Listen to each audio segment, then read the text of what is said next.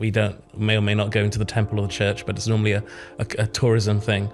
But we're not allowed into the organizations. So those are the people who run the society. There's this privileged role that people like me have, which is to shape how organizations think, what organizations believe, and those organizations in turn impact the rest of society. I think that's a huge ethical question for the role that we play. Welcome back, everyone, to the Be Continued podcast. This is episode 10, which is the last of our first season and wrapping up our first ever podcast as Be People Group. And we are hoping to go out with a bang because we're here today with Chris Yates, and Chris is the SVP of Talent at Equinix, with a really great history working at companies like Ford, Microsoft, Amex, HSBC, and so we're super excited to steal some of his insights today. Chris, thanks so much for being here with us. Great to have you. Delighted to be here. Good. For our listeners, can you give us a bit of context into your background and then what it is that you're working on today? Oh gosh, Baron. So I started as a psychologist, went to university for psychology, internships, thought I was going to be on the clinical side, internship in a prison, and then started working at the NHS, interestingly enough, and then moved to corporate. So I started in what used to be, showing my age, used to be called personnel at a Japanese company, Canon. Worked there for a few years after the NHS, then in learning roles at American Express, and then moved into organizational development and broader talent roles at American Express. So started in the UK, Asia, and then New York.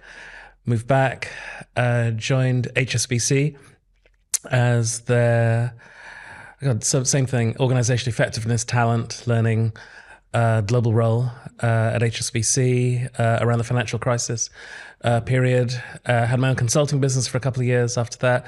Then was the chief learning officer at Caterpillar in the Midwest in the US.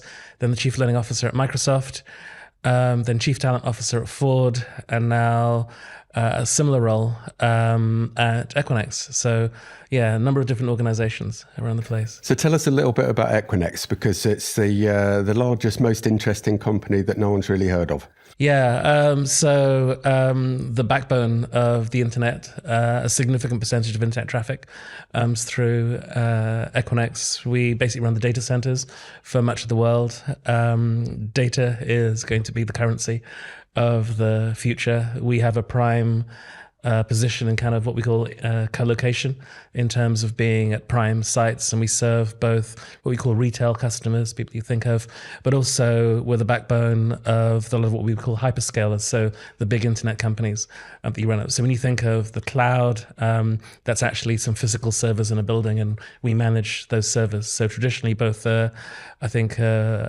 location model, if you think about it, but also a tech model at the same time. And this period, to your question, Jess, about sort of what am I doing? We're in a period of unprecedented growth in this particular industry. So was invited in by Equinix to really look at our talent, learning, OE systems to think about how we compete most effectively. It's a very exciting time to be at a company like this.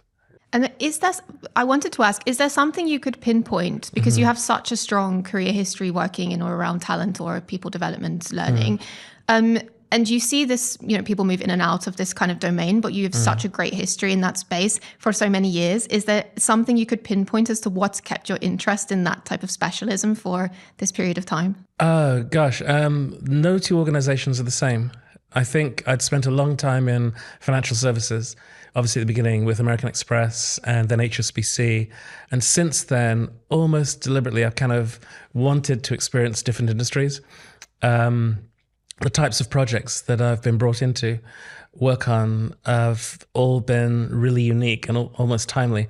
I feel a little bit like Forrest Gump, having all these stories. You heard some of my stories when we were waiting before, but I just feel I've had this amazing life of collecting lots of experiences, and I've been at some iconic companies at seminal moments, and I've been invited in to help those companies at seminal moments, and just feel very privileged and excited all the time. So it's a natural child within that gets excited at being able to do amazing things at great companies. Yeah. So if no two companies are the same, what about the principles of human development in the world of work?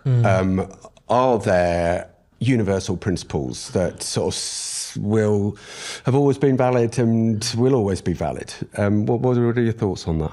Yeah, people, humans, we like to be loved, and we get afraid, and we wake up in the morning full of all of our biases and fears. And this system that we work with, this human system, is essentially adapted. And although we think of, I guess, civilization and organizations as a default way, but actually we're wired for fear. We're wired for normality. And when you get into essentially what I'm doing is just sort of change management and adapting in one way, it's really just all about coming back to the human and looking at things like care and empathy and fear and how we work with that those things are true because we're working with humans. And there's a cliched phrase that we use, which is that there is no organizational transformation without human transformation. And ultimately, it's about humans feeling okay and less fearful about what it is we're asking them to do.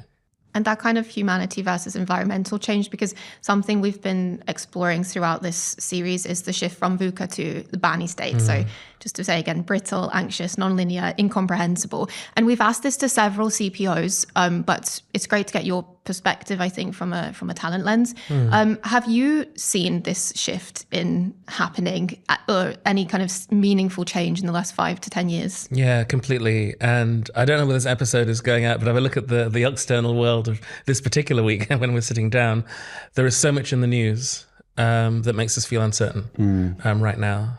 And that translates into the organization, both in terms of strategies and certainties, and not just being volatile, compared to the VUCA time, but there being a sense of chaos, there being a sense of a loss of control. And that means that not just from the organization, from a strategy perspective, but from the very human coming in terms of what was certain is absolutely not certain, and feels very brittle, very fragile coming in. So I think that's really true right now, more than ever, coming in. And I think one of the challenges for people who do the types of jobs that are probably listening to this podcast coming in is for us to understand that and adopt strategies accordingly. I could go on, but let me pause there. I totally agree with you. Anything specifically from a talent perspective that's shifting in terms of what our kind of capabilities looking like, what's sought after, what's less valued? Yeah, and this is a big theme. I think this thing around certainty, and you could go into things like career management, what leadership looks like, what leaders have to do, etc. I think all of those things have been shifting, but I think are an accelerated element right now. I know one of the things I was looking at recently in our organization, that many organizations are seeing a significant decline in employee satisfaction. And that came from a very static belief from the 60s, that post-war period, that a happy employee equals a productive employee, which was a particular kind of focus. So it was a belief system we got kind of post-war, much more stable period. And suddenly things are changing and I think it's almost like moving from childhood into adolescence, that, you suddenly, a loss of innocence. You realize that maybe your parents don't know all the answers. You suddenly realize that leaders are infallible. Leaders have never faced anything like this before. Certainty about who I am may go. The skills that I've traditionally had are being challenged by new technology, etc. And it's how do you center yourself in the middle of that becomes a real big question for what people who do what we do. Yeah. So if you're trying to help an organization, face into that, and I guess essentially, it's how do you help a group of a collective of human beings who are starting to feel even more nervous than they might have been before, somewhat discombobulated, and sort of, the certainty or any certainties of the past are being stripped away at a faster rate than they ever have been. How do you start to very practically create programs in organizations to help them kind of, lean into that, make some kind of sense of it and move on productively? Yeah, it's going to sound like some cliche, but you start with yourself, actually. Yeah, okay. Yeah. And I actually think it's about starting with your own personal leadership. So this is the concept of the oxygen mask on the planes. Whereas, before helping others, put the oxygen mask on yourself. Yeah. And so for those of us who are playing these HR, these talent roles, sort of building whatever the program or the set of solutions is, are you looking after yourself first? Is the key thing. So how can I be a good facilitator of change or help the organization if I myself am not centered, if I myself am not grounded? So there's an element, I think, of building the practice within yourself and your team. Another kind of adage I think I'd add to is that too often we build programs in isolation as people, team, HR colleagues, and we throw them out into the organization without saying, does this thing actually work? And the first test of that is, can I live in the method or the program that I'm doing myself? Yeah. And is my team functioning? So otherwise I'm a charlatan a little bit. I'm trying to push something into the organization that I don't live myself. So it comes back to, are you yourself able to do the thing that you're talking about? So, one of the phrases I might get coming back to today, some words, okay, and language being really important. So in this world of a Banny world and an AI world, curiosity is really important over certainty. Courage is really important. Otherwise, we are grounded in fear. Care is really important because we know that care for ourselves and care for others is going to decrease anxiety. So courage, curiosity, care. And are you applying that yourself every day in your own work? And if you can't apply it in your own work, who are you as an HR professional to be telling the rest of the organization to adopt these behaviors? And it's really hard, but I do think it's a moment for us to pause and listen, because how can you lead others in a thing that you can't master yourself? Yeah. So what's your observation of that then generally? I mean, obviously, you're in the habit of trying to practice that. Yeah. What's your sense of the profession? I mean, because I don't think that me or Jess could agree with you more.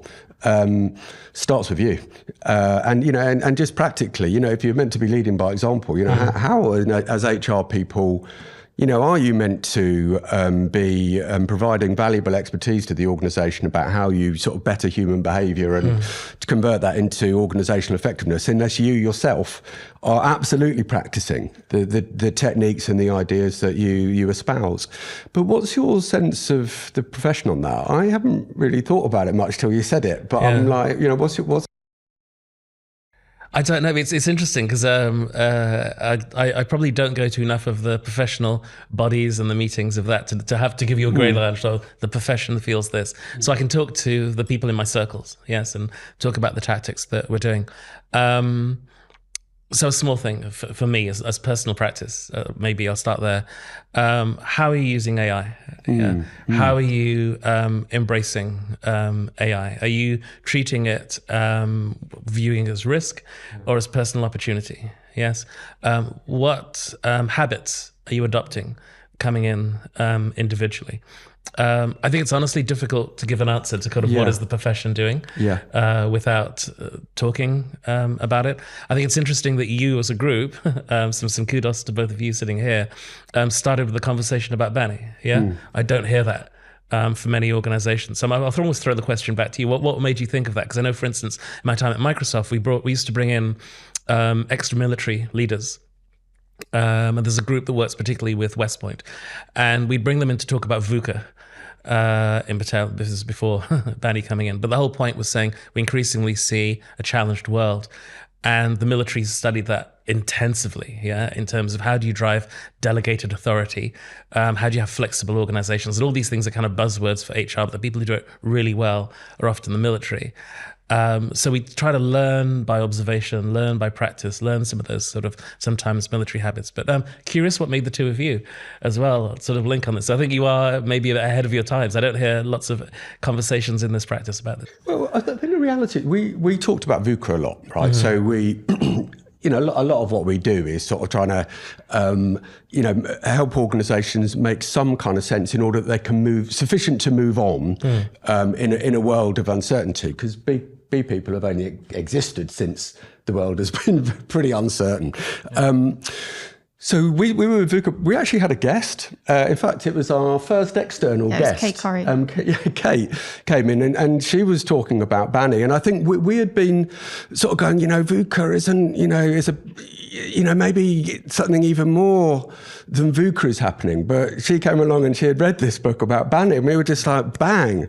And then we went off and sort of read the book, started Banny, and did a podcast with Kate and had a good conversation about it. But we, from I guess, having a neat framework to go beyond VUCA, which is Banny. Yeah, that's kind of where I got it. How about you? Yeah, I can't pretend I was thinking too much about VUCA. I think it was just, sometimes someone says something to you and you're like, yes, I got it. Because also from my perspective, when we work with clients, we're working with them more in a partnership. And recently there's so much figuring out to do from them. So it's not them coming to us with a solid brief anymore. It's like, can you help us with this? And I think a lot of it leans in towards that organizations are unsure and leadership is unsure. So the briefs are changing to what capability means and how it exists in this world. I've seen something I love. I seen something recently from, I'm going to say it was Simon Sinek, and this might not be the exact quote, but he said something about great leaders are students of great leadership. And I think in the context of what he was saying, he was talking more about actually studying great leadership. So always be learning, low ego, high EQ. The way I read it, though, and what's relevant to my role and what I hear in the market is that there seems to be a shift in what people are looking for in leaders. And I read that to mean that actually great students of leadership could be people working for great leaders and being inspired by less so what we've seen in the past, like the hierarchy of the manager title, and actually like, how does this person lead? What are they doing and how are they doing it? And how do I inspire to kind of, I know this is moving away from the kind of the Banny situation, but it still touches on it from a cultural perspective. And I think this is, you said something to me, Chris, and I think this connects interestingly. Really quickly, you said that you've been having a discussion around removing the titles of manager or leader. And we didn't go into detail because I wanted to save all my questions for here. Can you give us some, because I find this so modern and insightful. What did you mean by it and what's led to this kind of thinking? Oh, right. So this actually started when I was at Microsoft. So I'll share a story. So here's my best example. So this is my team, if they're watching, will have heard me talk about this before. I think one of the things I've adopted as practice across multiple of the organizations is that one of the most effective things for changing mindset is a concentration on the use of language, on the concentration of words, the concentration of imagery. So what in a crude term I would call propaganda, or from a psychological perspective, priming, because priming is about sort of using particular language, is actually one of the most effective ways to rewire schemata in human beings and to adopt new behavior successfully at pace. So changing a word like manager, which comes from, most organizations come from the military. Most of our organization models come from the Navy, for instance, hierarchy, pyramid, and all of that. And increasingly in thinking of organizations as kind of cells, they're different shapes, not necessarily pyramids, etc. So how do you change that very mindset? And for us to embrace a new way of working, if you think about the people who lead other people, I've got a different skill set. I've got to inspire someone in one way. I've got to be much more nurturing in some way. I've got to drive curiosity. It's not command and control. So it's easier to create a new word, whatever a barista manager looks like, as opposed to using the word so that people can imagine themselves into the new role. I could go on, but because no, I mean, I love that because because I guess barista inspires into it the idea that you could pursue mastery in this. And that reminds me of a story. It's not quite as precise, but I remember when I was like 20 and a student, I was doing in Christmas work. I was a postman. And the guy whose post round I was taking over, because he was going on holiday, that's why I was just going to look after it for a week. When I got chatting to him, on this street in Mitcham, in sort of South London, very nondescript. He had been the creative director of a large advertising agency, and he had had a nervous breakdown. And he was rehabilitating himself and needed to earn some money, and he was rehabilitating himself as a postman. And I was like, wow, it's not, that's amazing, but is it not really difficult to to go from something that is so sort of cerebral to something that most of us imagine as just like completely practical and mundane.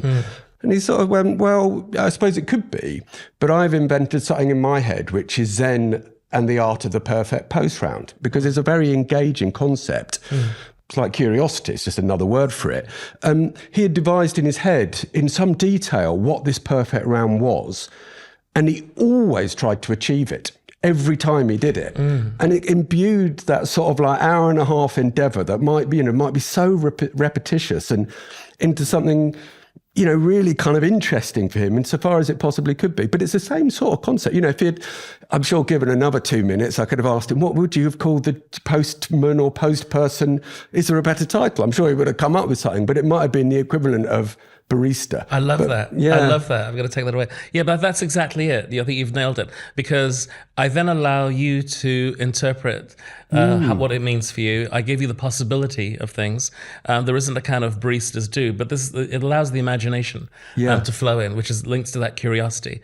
And with everything that we face right now, be it the challenge of AI, the challenge of, a post-VUCA world, imagination and human curiosity and the ethics associated with that, it's everything in terms of figuring a way through life. I love that example. Yeah.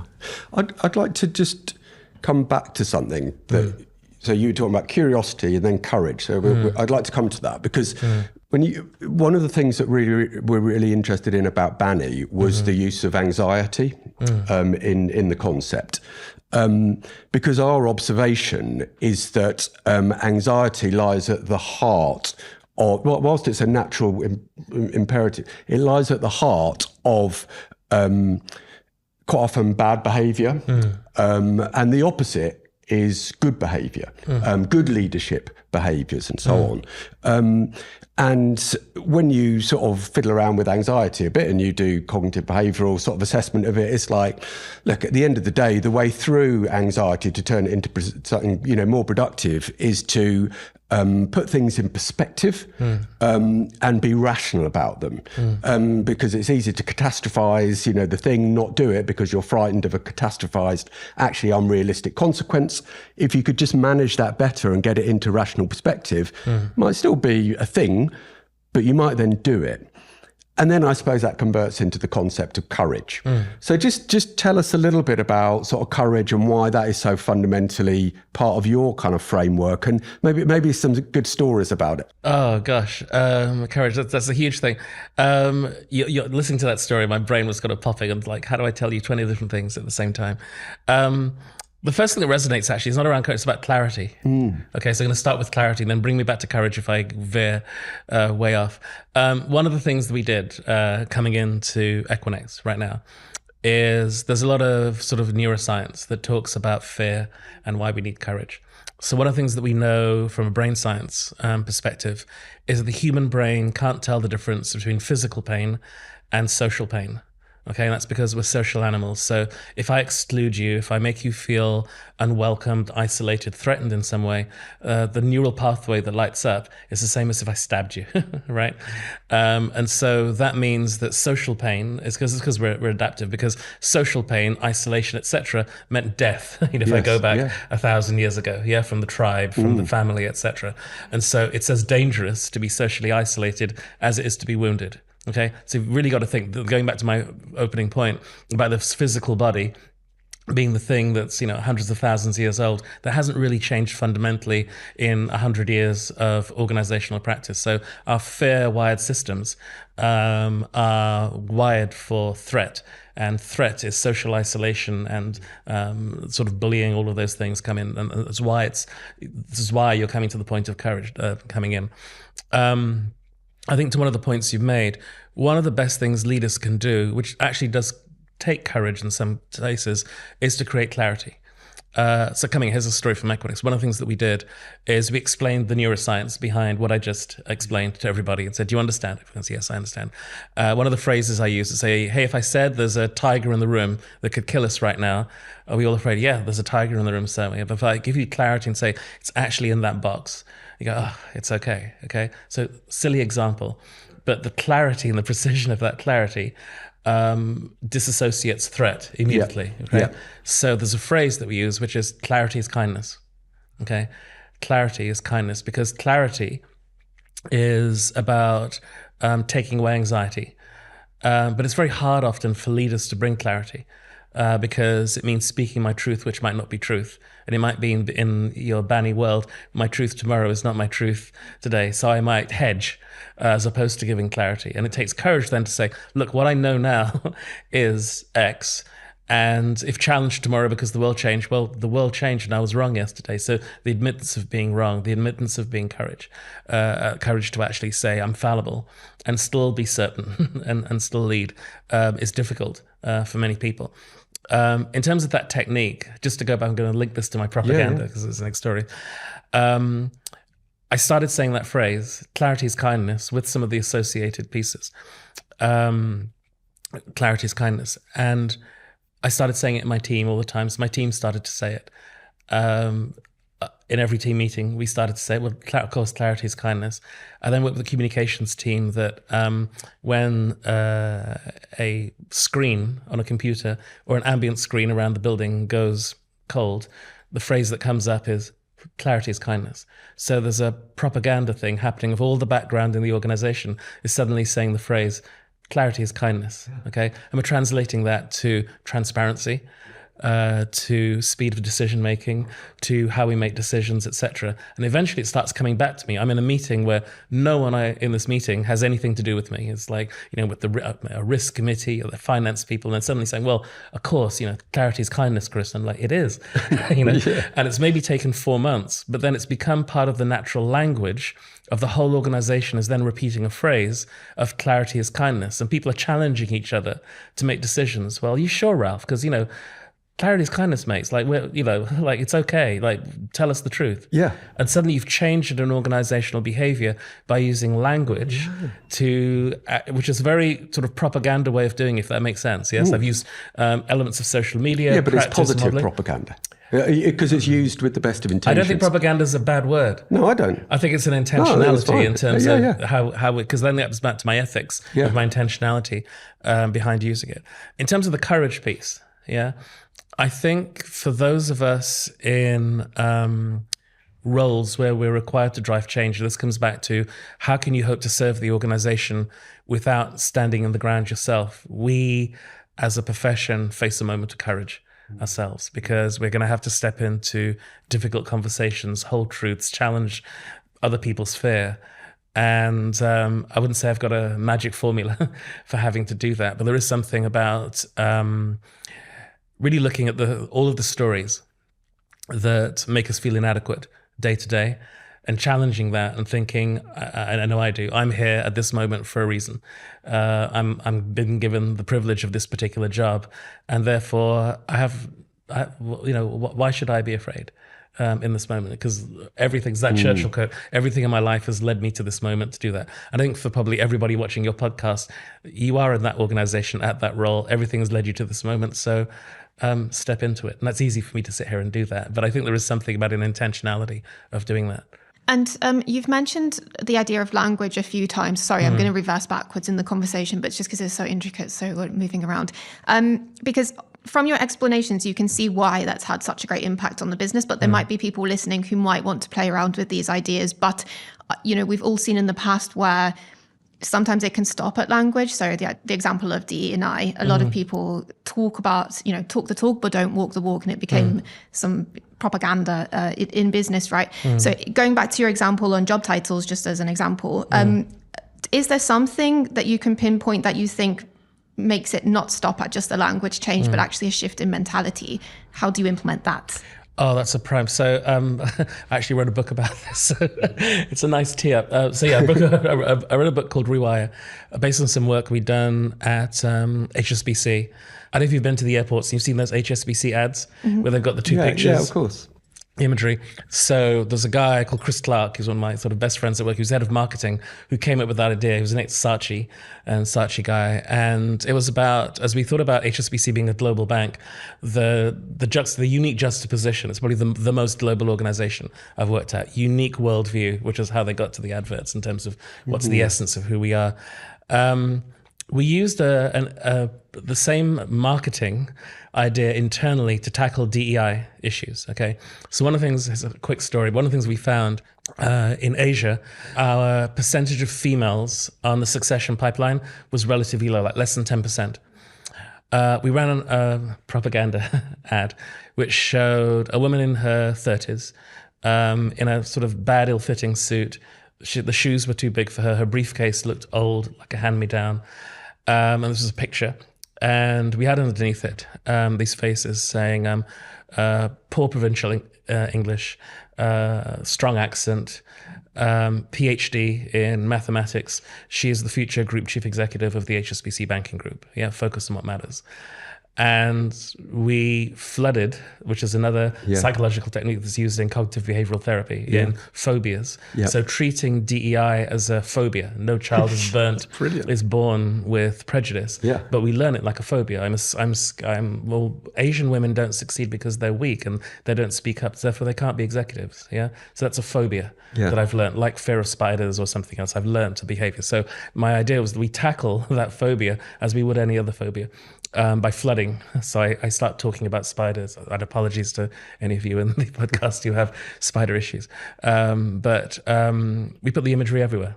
We started talking about, what do you think that means? As a whole organization, 400,000 people looking at this. This ad appeared on screensavers, on desks, little pop-up cards everywhere. 18 months later, 60-something%, can't remember exactly, of our pipeline in Asia is female, right? Now, we'd spent thousands of dollars on women's programs, this, that, all the traditional DEI stuff. We did a propaganda campaign, and suddenly women were popping out going, I think she can do it. Yeah. So the imagery, not the language in that case, was everything in shifting a mindset about this is what good looks like. And suddenly people were discovering executive potential in Asian women they hadn't seen before because of imagery, because we changed the narrative through imagery coming through. So brilliant. That is so good. Yeah, that's amazing. Sorry, I'm slightly lost for words. It's so good. But it's so intentional. Okay, and I think it's completely. There are other stories. Right? There are other stories like that I think we've used in practice. But I think one of the things that gets back to with the courage for our profession, if you like, was that ethical, right? So, which is where I think we see the backlash in some of the DEI work today. Is it appropriate for an organization to be saying, "Oh, we should have Asian women promoted, and therefore I'm going to use a clinical methodology to promote a change in behavior in the organization. I'm rewiring this group of humans to think more like this for the benefit of the organization, but I'm also changing the way their society thing has raised them." Should organizations play that role ethically in changing mindset? And I think some of the backlash that we see against the DEI practices is people saying, well, who are you or organizations to push social change onto our society? And that's we got into some of that because it was the point being it was so effective that I almost got a little scared of the same way we like get people to drink certain types of tea or use washing powder are being used internally by the organization. Anyway, so it's a big question. Is that ethical? What are your thoughts?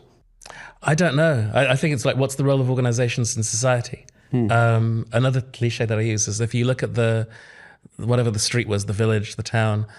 It used to be the temple or the church was the biggest thing in the village or the town. Then it was normally the palace. Yeah. But if you walk around most cities or towns today, who has the biggest buildings? It's the corporations. It's not the we visit the palaces like NT. We may or may not go into the temple or the church, but it's normally a tourism thing. But we're not allowed into the organizations. We're not the security, the same way the security would have been at the temple or the palace.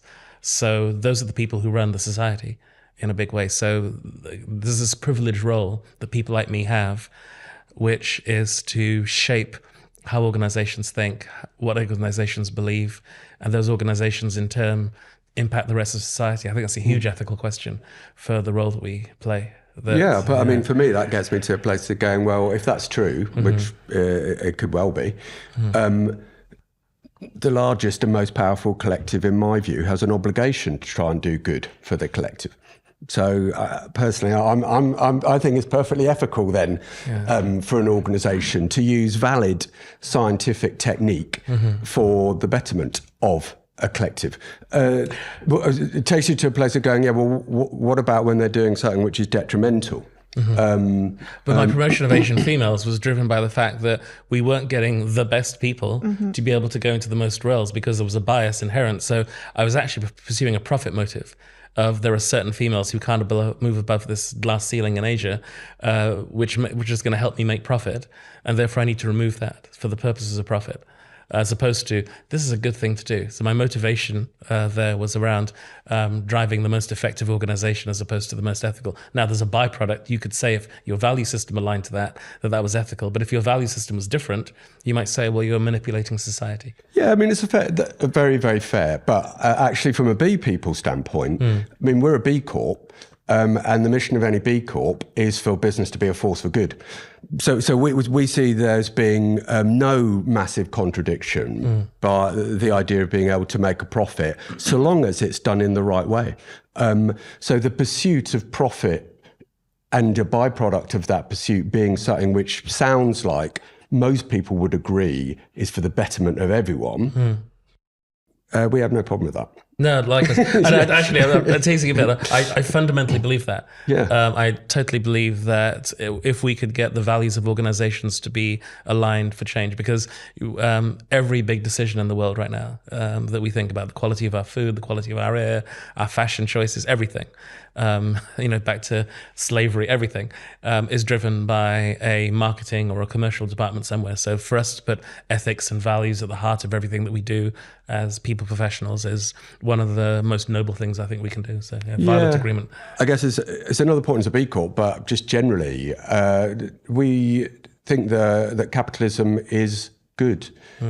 We know that it has some really, really fundamental problems, right? It absolutely drives inequity if unfettered, and it absolutely drives resource depletion if unfettered. But if managed well with a proper ethical framework, absolutely, it seems to be the system that has cradled democracy better than any other system. So it is imperfect, but it's a better system than any other. So look, I mean, it's a bigger question. We aren't going to solve it on this podcast. But going back to the sort of point of ethics, well, I guess we are living, most of us listening to this, in a capitalistic system. It's not necessarily all bad if managed appropriately. And then it gets back to, well, so what role does HR have in all of this? Because you're sort of saying, is it ethical for, an organisation to deploy scientific techniques in trying to get people to change behaviour? I guess if it isn't, I don't know quite what HR is going to be doing with its time, because increasingly, the real value added that kind of HR seems to be able to apply is using science and things and kind of data and facts, which are emerging sort of quicker and better than they ever have done, using those for good in organisations. So, yeah. And I did have a kind of side question on that, because you talk a lot, Chris, and in your writing as well, about companies keeping humanity and ethics at the core of the organization and how to drive that. Obviously, we would agree with you that that's the right thing to do, but then you're talking about a balance of right thing to do and what is strategically commercial. So I'm interested in your thoughts on this, but also who is responsible for it. So would it be the CPO or you as the leader of a talent? And I know your role is much broader than that. Or is it the chief exec? Like, who is most responsible for? I think the role of chief people officers is unrealized as how powerful it's going to be moving forward for exactly those issues. There's a practice called appreciative inquiry, which I think is going to be interesting for a lot of organizations, going back to as we face into the future and make difficult situations, going back to when have we faced difficult situations in the past and what were the values in the actual moment that guided us in that moment, and rooting ourselves back into some sort of certainty as to when was a good decision and what did that mean and how do we take the essence of that into our future decision making, because it gives you some kind of grounded or certainty rather than just rolling the dice with everything moving forward. And I think those are difficult and unusual and new conversations to facilitate in the organization. But I think increasingly there is a role for the people function in challenging that back to, well, who are we as an organization, and what does that mean, and how do we navigate that and explain it to the organization. And an example comes to mind, not the same with, this is a long time ago, but I was at American Express and Amex was thinking of the first co-brand card. Remember you have these cards that are linked, and it was a American Express, American Airlines deal. No one had thought of doing co-brand cards. This is way before its time. And Amex pulled out at short notice and said, we've pulled out of the deal and we're going to explain to the whole organization why. And they called out values and said, this is who we think we are. And in this deal with American Airlines, we decided to walk away because their values and our values didn't match. And our values are the most important thing. So we're going to lose money. This is going to be a fantastic deal, but we think for the long term. And I thought they explained that to the whole company, as in this is a high pressure deal. But I think organizations having the courage to be able to have that clarity and then communicate that to their employees grounds you in this area of chaos, because it sends back to, well, who are we? And so in difficult moments, how do I make a choice? How do I go left or right? So many good examples. Have you got any other good examples? Because I think they're just really helpful on something like this. They're just, because they bring these concepts to life sort of perfectly. So what are your, apart from the three that you've already given us, have you got any others where you go, this is such a good example of all of this sort of, coming together and working for, in terms of, the fusion of HR practice, science, commercial imperative or whatever it might be? I think that's what good looks like for me, in terms of when we do it well as HR or people professionals. I think it means stepping back and getting our own clarity. But I'm going to come back to, it comes back to actually being yourself really centered and being intention in what you do. So slowing down to go fast. Yeah. So just talk to us a little bit about that. Yeah. What's slowing down to go fast? There's something I'm doing with my team right now. Start of the year, we're doing our planning for the rest of the year. If I put these 10 parallel objectives into the organization, I overwhelm the organization. And that's often a fault of HR teams or change teams. Like, we're trying to run a business and you're killing us. We've talked exactly about this on a previous podcast. So I've been talking to my team about the idea of a super pill. Yeah. So here's my story analogy that I've been sharing with my team. Imagine that you're sick. Yeah. I always start with, you've got a rash, right? And your knee's been hurting. You've been having dietary issues. You've been gaining weight, hair loss. There's a severe pain somewhere in your stomach that you can't look at. So you see 5 or 6 doctors. Each of them says, I understand what's wrong with you, and here's the things that you need to do. We need to change your diet. You need to walk 20,000 steps a day. You need to rub this ointment on your skin. Take this particular prescribed thing, and we need to book you in for surgery. Before surgery, you need to lose 50 pounds in weight, and you're like, I can't live my life and do all of this stuff. And the doctors go away and they say, well, actually, if you just take this one pill with milk every Friday, we think we got 80% of it worked out. Yeah. Now, to get to that super pill, that means that as a people team, an HR team, we need to pause, because we are that bank of people, work with everybody in a collegiate way, which means we may not move with pace to execution, but we move with elegance. I've got an old boss who used to talk about elegance and execution, which means that any one action that we do hits lots of things at the same time with intention. Yeah, and so often that means doing one particular symbolic thing, which then has a ripple effect. And that, to me, is what good execution design looks like. That you shouldn't be launching 10 separate things in, but you're trying to bundle so that one particular thing. So you want a practical example, maybe, where your question comes in. So here's a very practical one from it. If I'm looking to do, say, bring in lean or continuous improvement, in doing that, I maybe just start doing it myself. So rather than say, hey, I'm going to push 1,000 people through lean training, I'm actually going to change the practice of doing it for my team. because it starts with me. In doing that with my team, I then involve other teams who will witness me doing it. And I get to practice the leadership of what it looks like to do it for the first time. Other people get to copy because I'm role modeling. This is what the leadership needs to look like. I make some mistakes. My team learned from the mistakes I made. We built some training guides that said, hey, we tried it. 3 things to learn from. That becomes a training guide. From the training guide, the people who first came to the first pilot then all get trained. They start doing it in their departments. And so a ripple starts to start by one action, as opposed to, hey, I need to build a training guide. We're going to have a messaging, a communications campaign. Everybody needs to do this. I've disrupted the whole organization, like my multiple things, as opposed to doing one simple action and then thinking about how does that pilot, that ripple spread to eventually I've changed the whole organizational practice through small habits, as opposed to launching these big initiatives, which, labeling as transformation, which ultimately fail because you've overwhelmed the organization and you get tissue rejection. Yeah, no, absolutely. I think we agree with that. Yeah, because we talk a lot about prototyping, which is a similar. But it's prototyping with scaling. Yeah. And role modeling, because again, it comes back to, can you actually do the thing yourself before you scale? Absolutely. Yeah. Definitely prototyping with a view to scaling. Yeah. But making it completely sort of manageable and not overwhelming. And also, testing, does it work? And in particular, testing it on yourselves. Because if it works with us, maybe it stands a chance of working with others. I just want to say, in case there's anyone listening who might be like me, because I'm still learning all of the time and I'm listening to you and I'm thinking, God, he just has everything figured out. You know who you are as a leader. You've got so many great examples of work and impact that you've had. And I appreciate you sharing those with us because they're so tangible. Is there something that you feel like, what's next? Is there something you're still learning?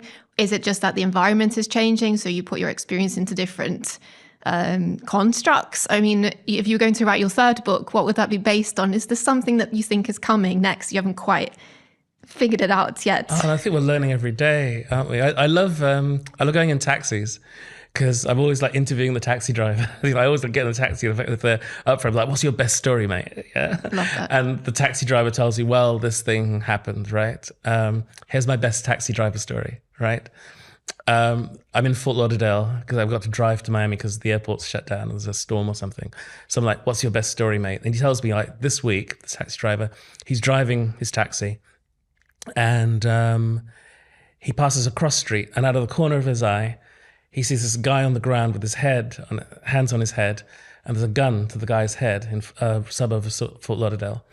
And he pulls over his taxi. He gets out of his taxi and he walks to the guy with the gun in his head. And he says, I just start praying the Lord's Prayer out loud. He just starts praying out loud.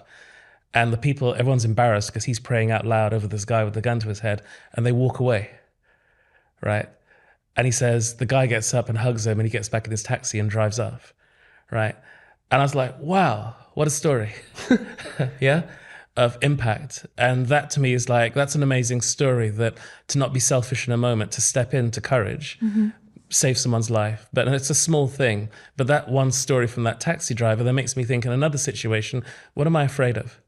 That guy put his life on the line for another human being in that moment. So that story inspires me. And I tell the story to you now, and then the story gets told to whoever's watching the podcast, which means in small ways every day we can show courage that have massive ripple impacts that we don't even know about. So always ask stories. And that's it, because you never stop learning. So always ask questions, always be curious. And the time flies, honestly, when you're having fun, because we're coming to the end of the episode and I still have a bunch of questions I didn't manage to ask you, which is fine. We always I feel like this is really positive, what you're saying, and really great advice.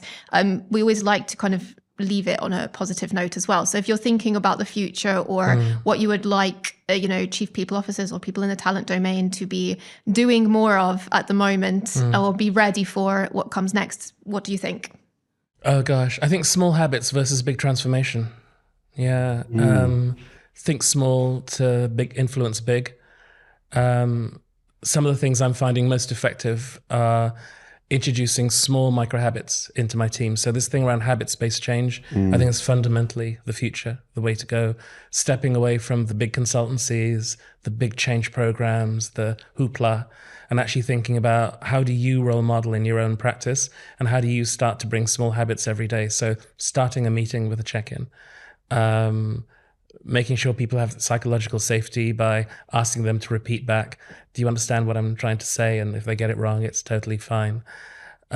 small things every day, small habits, and then by role modeling it, inspiring others, and that being true change, and having the humility to adapt yourself and to be able to do that. I think that's kind of a big future change in what our practice needs to be. That's great. Thanks, Chris. I hope you've enjoyed it. This has honestly been a brilliant episode for us. It's been fantastic. Great. So great questions. Yeah, great to leave the series on a high, I think. Yeah. So thank you very much. Thanks for your contribution. You're very welcome. Thank you.